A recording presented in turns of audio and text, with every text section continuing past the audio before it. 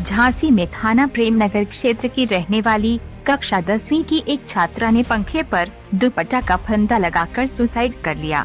घटना के बाद परिजन आनंद फानन में छात्रा को मेडिकल कॉलेज ले गए, जहां चिकित्सकों ने उसे मृत घोषित कर दिया।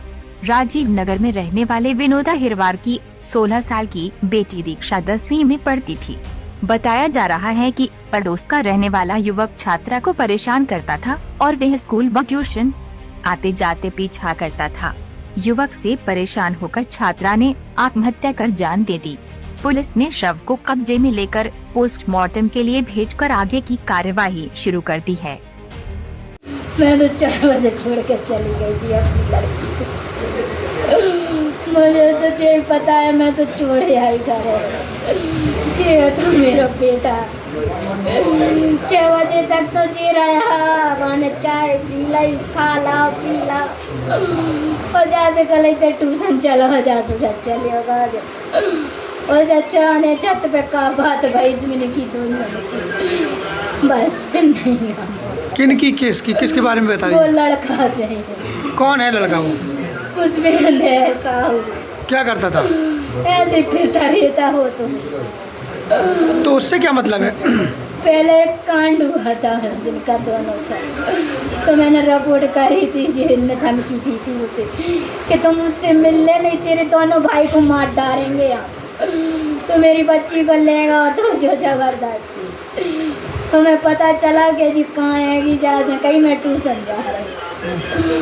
मैंने रिपोर्ट करी तो जाने उगल दिया कि मैंने जान पूछ के लेगा तो मेरी बच्ची को कल भी उसी ने किया, उसी पे सग जा रहा हूँ। बस मुझे नहीं पता, मुझे घरे मरी मिली। प्रेमनगर थाना क्षेत्र में एक नाबालिग लड़की ने सुसाइड कर लिया था। उसके संबंध में यहाँ पे मेडिकल कॉलेज में उसका इलाज भी चल रहा था, लेकिन इलाज के दौरान उसकी मृत्यु हो गई थी। पंचायतनामा पोस्टमार्टम की कार्रवाई कराई गई थी। पोस्टमार्टम में स्ट्रेंगुलेशन आ जाने के बाद थोड़ा कन्फ्यूजन हुआ था कि ऐसा तो नहीं कि उसका मर्डर किया गया हो। इसको लेकर के हम सब लोगों ने सारे एंगल पर जितने भी दिशा हो सकती थी सब पे हम लोगों ने जांच की। जांचोपरांत ये बात निकल कर के आई कि लड़की का किसी पड़ोस के लड़के से अफेयर चल रहा था।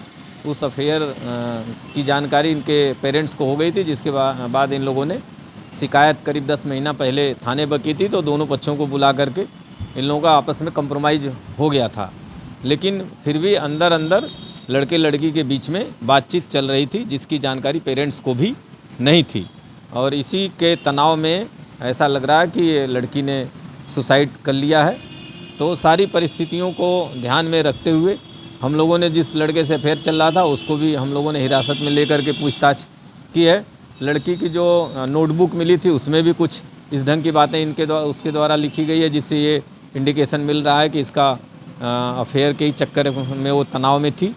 और ये जो पोस्टमार्टम की रिपोर्ट स्ट्रेंगुलेशन आदि आया है और अन्य जो परिस्थितियाँ उस सबको लेकर के हम लोग मेडिको लीगल ओपिनियन के लिए भी इसको भेजेंगे। और अभी प्रार्थना पत्र कोई प्राप्त नहीं हुआ है। अगर परिजनों के द्वारा कोई प्रार्थना पत्र दिया जाता है तो उसके अनुसार भी हम लोग FIR पंजीकृत करके और साक्ष्यों के आधार पर अग्रिम वैधानिक कार्रवाई करेंगे। जसवंत ठाकुर, समाचार इंडिया, झांसी।